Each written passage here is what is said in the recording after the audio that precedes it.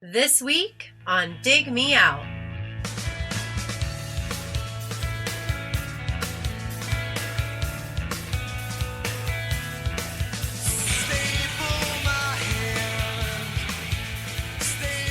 With your hosts, Jason Zia and Tim Minichi. Jay, we're back again with another episode thanks to our Dig Me Out Union on Patreon. You can help us make the next episode happen by joining us at dmounion.com or digmeoutunion.com. And over at that union, Jay, we had a poll. I guess it's our May poll. Is that right? As we do. As we do. And we have a result from that poll. It's come in. The voters have decided. 9 albums entered. 1 album remained. And this was not it was a lot of talk, but not a lot of action. Let's put it that way. Right. These are the May albums that we had submitted to us via our website, digmeoutpodcast.com. Anyone listening can suggest a record there. Jeremy Amen suggested Star Maps by Possum Dixon. Eric Peterson suggested Guilty as Charged by Cock Sparer. Andrew Mills suggested White Light from the Mouth of Infinity by Swans. Jim Lazowski suggested Breathe by Loud Lucy, one of the first albums I ever heard while working at the radio station in college. Oh, that was nice. One of the first records that I got as a reviewer for the station, along with Zumpano and Superdrag. Chip, our buddy Chip, suggested Information Super Driveway by For Love Not Lisa. Tom Jackman suggested NAF/Ovid by Bud. Bob Ramakers suggested Palamine by Betty Seviert. That's I remember the album Lamprey by Betty Seviert. That was one that we played in the radio station. Speaking of, Hal Phillips suggested the self-titled album by Jackal and was doing a lot of election vote counting on the Discord. He wanted this to get reviewed and talked about the fact that there's an actual chainsaw solo on that record. That's right. Yeah. And then Kevin suggested Let Me Come Over by Buffalo Tom. Those were our 9. The runaway winner, I guess, was Buffalo Tom, Let Me Come Over, with 29% of the vote. Coming in tied for second place was Loud Lucy and Jackal with 14% of the vote. Then tied for third place, or fourth place, I guess, Betty Seviert and For Love Not Lisa, followed by Swans with 9, Cockspar with 6, and last place tie Bud and Possum Dixon. Surprised Possum Dixon didn't get more votes. I feel like that was a band that we talked a lot about in the 90s. Yeah, right. I don't know what happened, but that was our winner. And we have a little bit of history with Buffalo Tom in that way back in October of 2014, we had Bill Janovitz from the band on to talk about That's right. their 4th album, Big Red Letter Day. We went in depth on that record, talked a lot about all the tracks on it.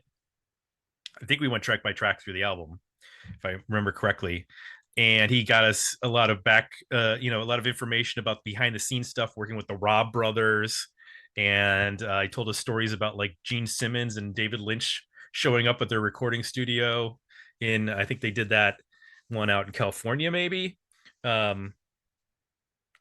So we're reviewing the album that came out before it, Let Me Come Over, which was their 3rd record. This was March of 1992, and this was recorded at Fort Apache Studios, which a lot of Boston or New England area bands recorded at, with Paul Coldery and Sean Slade. Those names have come up multiple times in the years of us revisiting records from the 90s. What's your familiarity with this record, Jay? I recognize a couple of the songs, but I hadn't listened to anything before Big Red Letter Day. Sort of my Mm, sweet spot was that Sleepy Eyed, Three Easy Pieces, and then the album they put out a couple years ago, Quiet and Peace. I guess that was 6 years ago. yeah. Wow. And they have a new record coming out. That's right. Yeah. But no, I hadn't spent much time with this one. So this was really my introduction to the band because not my freshman roommate and not my sophomore roommate, but my junior year roommate, Charlie, was a big fan of Buffalo Tom. I kind of just knew them because they were on My So-Called Life, and I just knew a song or two. He was a big Yep. fan of this band, and he had the record. He played it a lot and got me into the band. So this was actually how I first discovered Buffalo Tom, and then got into Big Red Letter Day and Sleepy Eyed. And that's sort of those three albums are like my um, most familiar albums with the band. I've listened to Three Easy Hmm. Pieces. I think I have Bill Janowitz's solo album on vinyl. He was selling them like cheap on his website many years ago, and I got like an autographed copy of his solo record. Um, I don't remember when exactly that was, but it's called Lonesome Billy, and it came out in 1997. And he's put out a couple other solo records, and he's done some books. I think that when we talked to him, he had just released the Rocks Off 50 tracks that tell the story of the Rolling Stones. And then Hmm. he also had just, I think last year, put out a book on Leon Russell. So, and I think he's doing a new book as well. I don't know. I think he teased about that. I don't know if he's actually said what it is, but this was released on RCA Beggar's Banquet in 92. The band, which we probably covered in the first episode, we'll rehash it.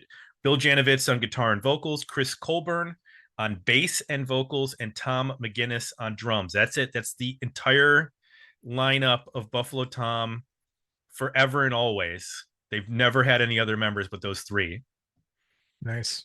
which is, That's rare. that's a rare thing. Yeah. Makes it easier And when there's only three guys, but well, yeah. I wonder but if they've even the ever. Goo Dolls couldn't do that. They replaced the drummer several Yes, they times. did. Yes, they did. And they've also taken out extra musicians to fill out the sound live. I don't know that Buffalo Tom's ever done that. I think they've always just been a three-piece. Um, and we covered it. They came up in the same scene as like Dinosaur Jr. and the Pixies. Jay Massis of Dinosaur Jr. produced their first two records, and so this was their stepping, away from the louder sound of the first couple albums, and settling in with a new producer. So let's cover some of the comments from. Well, I put up a poll specifically for this album, so we will get a worthy album, better EP, or decent single from our patrons. But here's some comments from that. Joe Roland said, even though it was their third album, this was my introduction to the band. This was the album where I think they finally found their own sound and ditched the Dinosaur Jr. comparisons. They were nicknamed Dinosaur Jr. Jr. for a while. Keith Preston said, this is one of the best albums of all time. I know the words to every song front and back. I was in a band that covered Taillights Fade. I love Buffalo Tom. I think Keith is a fan of Buffalo Tom. Gavin says, worthy album. I've always liked Buffalo Tom. Big Red Letter Day is my go-to, but this is worthy as well. Glad to see they finally got over the line. That's right. This is not the first time Buffalo Tom has been in a poll.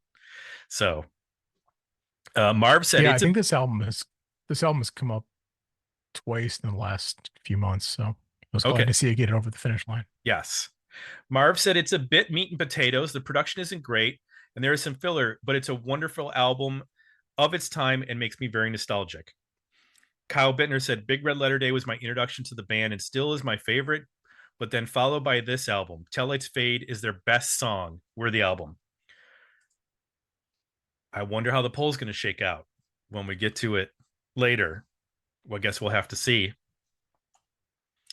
And there are no, unfortunately, chainsaw solos on this record. So Hale, somebody else will have to resubmit Jackal for us to get to that. There was a lot of Jackal talk.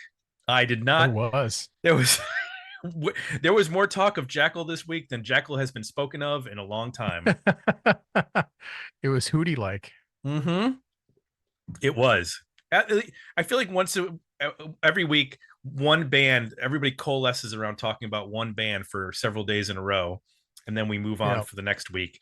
And Jackal was the band of the week on Discord. Which, if you're have not joined our Discord, you're really missing out on the Jackal talk. It's where all your Jackal news can be found. and hot takes. Yes. We're starting a Jackal social network. It'll be spelled JKL. Yeah, we don't want to get in trouble with the band. Right, exactly. Could we? Wouldn't that be worth it to get in trouble? Wouldn't they want the publicity? They probably appreciate it.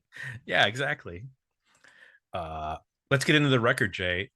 Tell me something that works on Let Me Come Over by Buffalo Tom. I think what took me on this one was their ability to deliver these mid-tempo rockers that actually carry weight. You could definitely hear the Dinosaur Jr. influence still carrying through in that.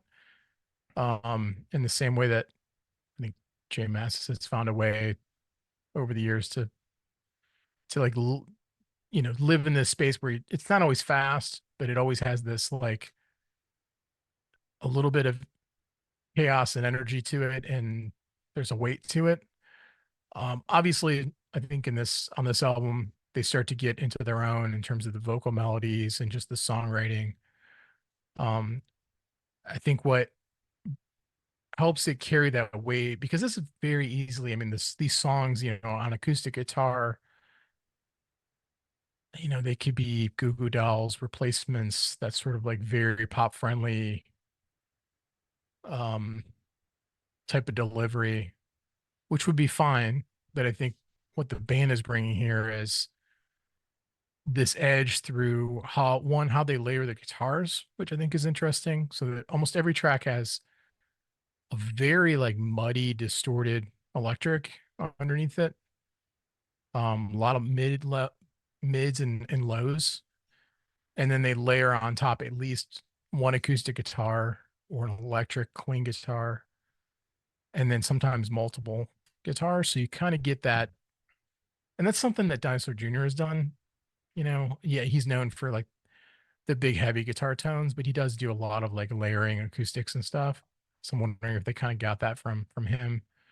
And that creates some interesting like overtones and these little notes that happen, because also these songs are very strummy. There's a lot of notes, chords being played.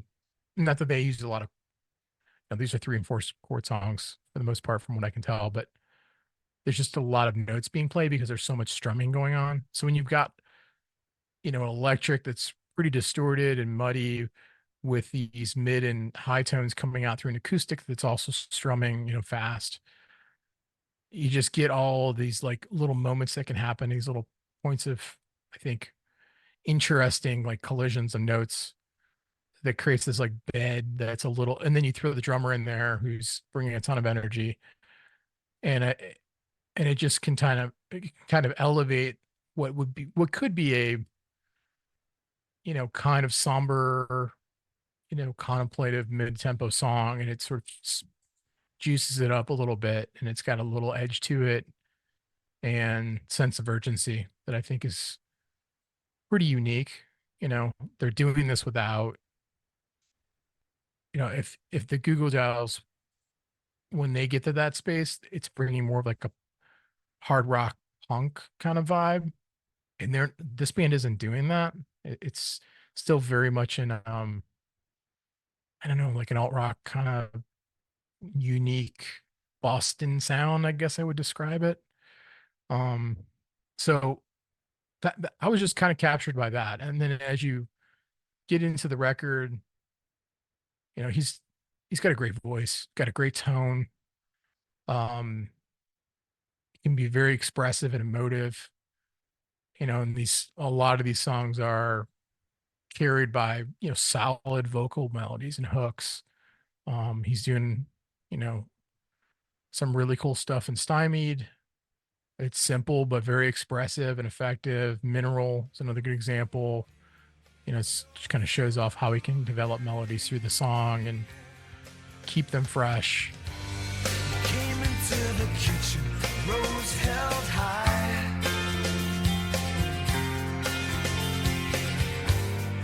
Never wanna see your flowers die. And hearing all that made me feel like a spy. To tell you any different would be to lie. You're so green, you're so green. You're so green, you're so green. You're so green. Mountains of Your Head, Larry, which is 6/8 feel, but still carries that energy that I'm talking about. Like you could imagine, it can be hard when you play 6/8 stuff to kind of keep things feeling like interesting. They can kind of lull. But they don't that doesn't happen on this record. It always keeps that like right on the edge, which I appreciate. So yeah, I just like that like straightforward, almost pop songwriting, but then this layer of a little bit of chaos and noisiness and I guess serendipity happening with all these layers going on that I thought was pretty interesting. What worked for you? A lot of what you said, I want to take a detour just for 1 second because you mentioned Stymied. And what's weird is that when I listen to that song, I go, this kind of sounds like the Afghan Wigs. Like it has that broken kind of Yeah. beat that Steve Yeah. Earle would play.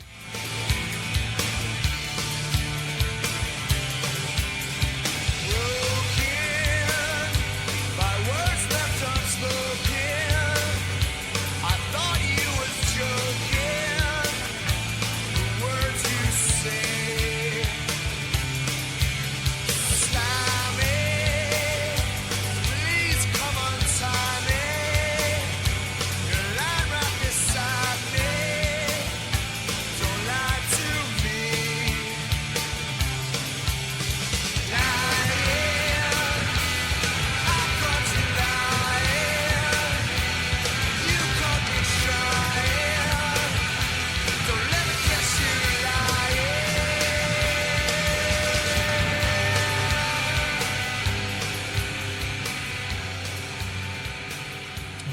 And so I was looking through the discography because I wanted to go, okay, what year did this come out? What year did Big Red Letter Day? What year did Sleepy Eyed? So I look on Sleepy Eyed.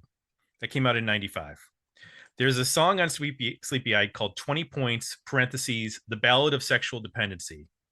So I click on The Ballad of Sexual Dependency because that's actually a book by a woman named Nan Golden. It is a picture book. And if you look at the cover of the picture book, it is the cover of Gentlemen by the Afghan Wigs, but shot with the original version, which is shot with adults. And then they actually did an homage to that for the cover of Gentlemen with children. But it's the exact same. So I'm like, Whoa. You're blowing my mind here. you didn't know that was a homage to that book, that cover. I didn't know it had anything to do with that book, and I certainly didn't know that you're saying that title goes back to a Buffalo Tom song. Well, the book came out in 1985. It was a slideshow exhibition 85, and then the book came out in 86. They were pictures taken between 1979 and 1986. So Yeah. there's just a weird connection with the Afghan Wigs, and I wouldn't be Yeah, surprised yeah. if they toured together. And I think what I want to bring this back to is in the same way that Greg Dooley has a non-traditional voice, but is able to cover a lot of range with it. Strangely, I feel the same way about Bill Janovitz. He has this like rasp to his voice, especially when he gets up higher. Um, but he can sing the intimate songs like Crutch, the closer, and Mineral, where he can get intimate with you. And it's it straddles multiple lines. Like sometimes he sounds like he's almost on like a power pop edge with some of the songs that are more up tempo, but then some songs almost have like a twang to them, which is weird to hear in this album. But if you listen to stuff he does later, like on his solo record where he does covers of country songs, and he's expressed appreciation for those artists and covered various country artists over the years, it's not that far off. But the thing that I connect so well with Buffalo Tom is he has this voice that is not easy to pin down, but sounds very everyman. Like this doesn't sound like a polished pop singer. This sounds like a guy in a rock band. And he does it. He's not, Miles Kennedy or one of those guys that has like a big booming voice or Matt Bellamy or something like that. Like he's just got this like I would fully expect this band to be a midwestern or a from a town like Boston or from a town like Cleveland or Chicago or something like that. They just have this like roughness to it, and there's also this like melancholy to so much of the record. Taillights Fade is such a great ballad. I don't even know that I understand all of the lyrics for all of his songs. Like Mineral is a good example. I read the lyrics to Mineral. I know that there's some sort of confrontation happening in a kitchen, but the chorus of You're So Green, I don't exactly know what that means. Like, is he saying that green as in you're inexperienced? Or is he saying green like you're sick because when your face is green, like you're going to throw up or something like that? So I don't really know what he's getting at with that chorus, but his delivery, his melody is so good. And that's what really jumps for me from the previous record, is that they really embraced slower tempos and digging into their rustic, twangy stuff that they never approached before this. Yeah. And it just suits his vocal so well. And you mentioned about the layering of the guitars and stuff. That really helps elevate this, because this, as a three-piece, this could sound real thin. We've heard three-piece recordings, but the fact that they are, working with Colder and Slade to produce this, like you said, there are always some sort of little thing happening that's not totally apparent when you just listen to it, maybe just driving in the car. But if you throw on headphones, like there's some weird effects happening on some songs. They're just sort of buried in the song. There's like, I think they use an EBow here and there on the record. There's some, notes ringing out that don't just sound like they're feedback from an amp. Yeah. There's things happening, and it really helps bring the songs into a fuller sound that I think if they just recorded everything straight as they played it live, it would make it sound a lot thinner. Not that they needed to overdo it. I mean, there's like a little bit of a piano on one song, and there's a little bit of there's some acoustic guitars that show up here and there. And I read an interview that said like this was the first time that they could actually do that, like, because when they were doing the budgets for the first two albums, they had basically no money, so they were running into the studio with Jay Massis, recording it as fast as possible. They basically did the first two records back to back because they had been writing for so long without a record deal and without putting out a record, that they had so many songs.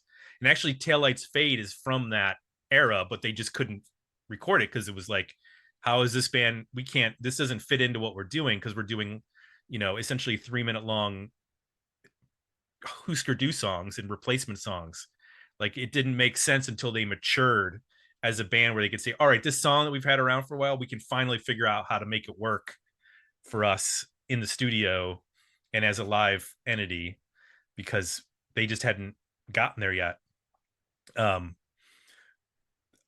I've always loved the fact that Daryl and Larry are the album titles, because that makes no sense to anybody who didn't watch Bob Newhart. Larry, Daryl, and Daryl. Wow, that's a blast from the past. I hadn't thought Exactly. about that in a long time. Yeah. But this to me is like the epitome of a early 90s just alternative college rock sort of, I don't want to say working class because that's kind of weird, but it doesn't sound overly polished, and it doesn't sound lo-fi. It has rough edges, and sometimes the guitars, like you mentioned, are a little nasty when you actually like listen to things, but there's always a hook, there's always some sort of cool melody. Even if I don't, like I said, even if I don't understand what he's saying, there's always something there that works for me that I can find. Yeah, you mentioned the Wigs. I have a lot of references here to Dooley, at least, um, which I had never heard in their music before. Mm-hmm. So Taillights Fade. I was like, Taillights. that's sorry, yeah. I was like, that sounds like a Dooley. Parts of that sound like similar to his type of melody and singing.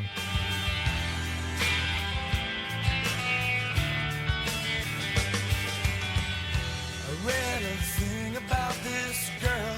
She was a hermit in her world. The story was much like mine.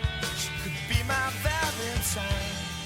And although we've never met, I won't forget her yet. She cut herself off from her past. Now she's alone at last. I feel so sick, lost last licks. But I'm closing down on it. I feel so weak on a loser streak. Watch my taillights fade to black. Larry, same thing. Stymied as well. I could kind of hear like how this band influenced probably Sheila Divine too in that song, and Aaron Perino singing. Mm-hmm.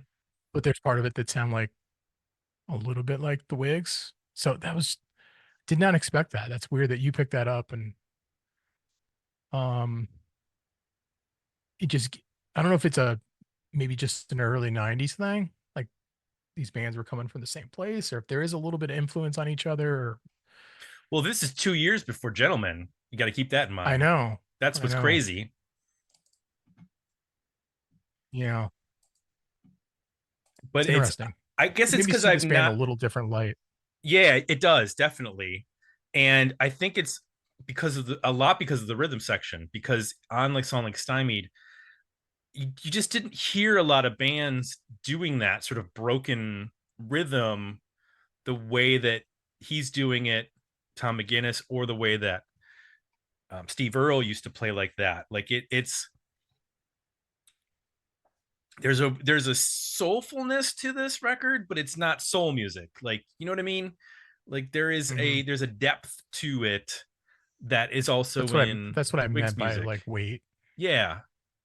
When I said it had a weight to it, that's what I was trying to get at. What do you think about you mentioned the Goo Goo Dolls earlier? Like the Goo Goo Yeah. Dolls, there's multiple singers in the band. For the most part, Bill sings lead on the record, but Chris Colbourn sings lead on a couple songs, like Robbie Goo would sing on some of the Goo Goo Dolls songs. And actually their biggest single, not biggest single, but their most well-known song, probably because of My So Called Life, is Late at Night, which is a Chris Colbourn song. What do you think about that in terms of comparison of vocals and sounds of the two singers? I thought it was interesting. I thought I'm Not There. I'm guessing that's a Chris song. Mm-hmm. It hit me as knowing Bill's a big Rolling Stones guy. It hit me as a Keith Richards song. You know what I mean? Like yeah. it had that like Oh, this is the Keith Richards song on the album. Maybe it's only 'cause I fall. I'm so much closer, but you're so tall. But I know, baby, I ain't no child. I'll get to bed soon in a while. Hear me crawling down your stairs. Count your children, don't be scared. So there's that part to it, which is kind of nice. You know, if you've got somebody in the band who can take a song or two, take the lead, bring a slightly different flavor, but not, totally leave the script here. I like that to some degree. Some ways their voices are similar. I just think that Bill has a better range and a better, Mm-hmm. just a slightly better tone. I wish they did more backups on this album. Yeah. And singing together. That would be cool. But in general, I'm gonna prefer Bill to sing the majority of the songs. It's nice to have, one or two, to have Chris step in on. How about you? Agreed. I don't think it's Chris's strongest material. I'm Not There is a good track, but I think he really stepped up his songwriting on the next record with Late at Night. Yeah. And I really like his stuff on Sleepy Eyed, like Kitchen Door is a really good song by him. And so as we slide into like what doesn't work, what Yep. are the things that don't work for you on the record? Well, I mentioned the drummer's bringing some of that energy that I'm liking, Mm-hmm. but he's like 20% too busy. Um, there's a lot of snare going on, a lot of slappy snare, a lot of snare hits. Mm-hmm. There's a lot, probably more problematic. There's just a lot of cymbals. And I don't know if that's a playing or mixing thing. The reason this becomes a problem is that there's so much cool layering going on with the guitar tones that I'm having trouble hearing some of that stuff, which I think is infinitely more interesting than hearing these cymbals ringing out all the time.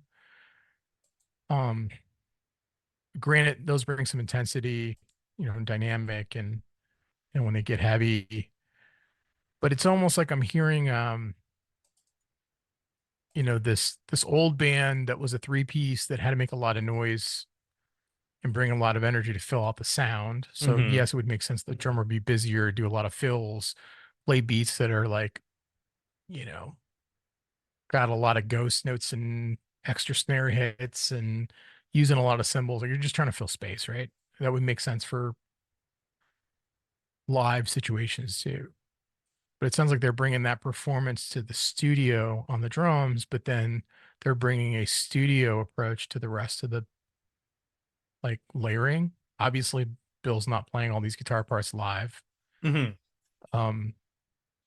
And then you've got, let's say at least two, if not five different guitar layers to some of these songs. Then they introduce other instruments that are really interesting, like the way they're using piano. You mentioned Ebo. I think there's some slide guitar on here. Mm-hmm. So there's these other layers going on that and other instruments brought in that I'm losing because the drums are just kind of noisy and at times just they don't feel quite right for the recording approach that's going on. It's almost like they're clashed. So I was a little conflicted with that. And I don't know if that's a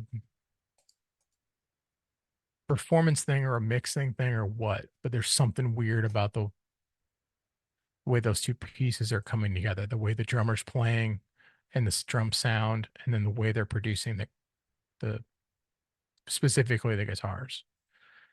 So that's probably the biggest thing for me, because I could hear this album having, if it had more space, you could kind of hear like it just would come across very differently. I think I could appreciate the songs and the nuance a little bit more. You'd bring the energy down, but I think like with the how expressive Bill is as a singer, that a lot of the emotion gets carried there. I think the drummer coming in the right spots with that energy would be fine. But it just made me wonder, like, what would this sound like if this was just a little toned down from a drums perspective? Anything that work for you? I was in that same spot with you, because like the opening track Staples, it's a really cool song, and then you get to like the final third of it, and there's just a lot of splashiness, and it happens really more on the up tempo songs like Saving Grace and a couple of the other ones, where it sounds more like the remnants of what they were on the last two records. And I don't remember any of that on the next record. Big Red Letter Day doesn't really have anything that's like out of control in that same way. And whatever happened there, it doesn't seem like they carried forward. So this makes sense. It's a transitional record. They're leaving behind the Dinosaur Jr. tag. They're finally, they are leaving space in songs like Taillights Fade and Mineral and Porch Light, and these songs where they're able to like slow down and breathe to the point where it's such a distinct difference between those songs and then the stuff that's real loud and fast, which is fine. I mean, you need that variety, but I don't think that they had quite figured out as in terms of arrangement, and maybe Tom needed another album to like really hone in on the style that they're going for. Whereas I think on Big Red Letter Day, like it's much tighter produced. And again, and then we're working with the Robb brothers, who are like classic, production guys, and they're probably a little bit more focused, I guess. Not focused, but they're just going to take a different approach to how it's all sounding, as opposed to the guys at Fort Apache, who are used to sort of like that alternative punk energy. It's not as big a deal to have splashy cymbals and busy drumming, because that's what they're much more familiar with. So I did find that a little fatiguing, that there was like so many songs, and just I feel like the album's just like a little too long, like just maybe two songs. Not that there's like terrible material, but it could end on Frozen Lake and I would be totally fine. Like those last two songs are good, but like those could be B-sides. And they said they didn't have really B-sides for or leftover songs. Like everything they had, they recorded. Yeah. And I looked, and like I remember, because when I got into them, I started tracking, it was the 90s, so you could track down like CD singles. And for the next record, I think there's like one B-side that's not an album track. Maybe their other B-sides are like acoustic versions of songs. Like they've never been a band that's full of extra material, which is the same way the Wigs are. The Wigs don't write, they do covers if they have extra material. They don't release non-album songs for the most part. So yeah, it doesn't make me dislike the album to the point where I don't want to listen to it all the way through. It just, there are songs that I kind of skip over. That this one, I kind of like the slower mid-tempo stuff as opposed to the more up-tempo stuff. Me too. The only, I think, more up-tempo song that I thought was interesting was Velvet Roof. Mm-hmm. Doesn't have a chorus really, but I just thought that was things were melding together. Like, okay, the energy, the drumming, and then the guitars and all that are fitting for me in the song. Like they're all meeting each other in an appropriate place. some of the other up-tempo songs just they lose that. It's like, it's weird. They lose the weight. It's interesting. Yeah. Usually, like, I don't know, I feel like I tend to like stuff that's got more tempo, because then that just creates to me that sense of urgency, energy, feels more substantial sometimes. Um, and then stuff that's super slow can do the same thing, right? It's the stuff in the middle that I typically don't love, that I'm so enamored with on this album. Mm-hmm. Those are usually the tracks. I feel like when we review records, I'm like, it's kind of mid-tempo. I don't really know what to make of this. It doesn't have energy, but it's also not like super like somber or Right. melancholy. But that's their sweet spot. So yeah, I'm with you. Yep. I tend to like that stuff best. So interestingly, this did not chart in the US. It made it to number 81 on the ARIA chart in Australia. But it wasn't until the next record, again, they had My So-Called Life to help give them a little bounce. And Soda Jerk was used in a couple commercials. I remember the Nike commercial that they had that they used Soda Jerk in. Apparently, they also used in a Pontiac commercial. The next record goes to number 185 on the US Billboard 200, number 8 on the US Heat Seekers chart. It charts in the UK, Sweden, New Zealand, the Dutch even like it.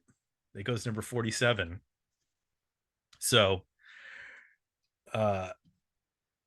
but to me, like, now that I have a bigger time frame with the whole catalog and stuff, it really does seem like the transitional record between what they were and what they're about to become. And I know that's, some people cite this as their favorite record, and some people cite Big Red Letter Day as their favorite record. That's usually the two that come up. And I think it probably is, when did you start with the band? Because I can see this being the emotional, like, Yeah. first album you find, and it's got some really great material. It's a little rougher, but it's compared to Big Red Letter Day, which is a bit more produced, a bit more restrained in terms of the sound.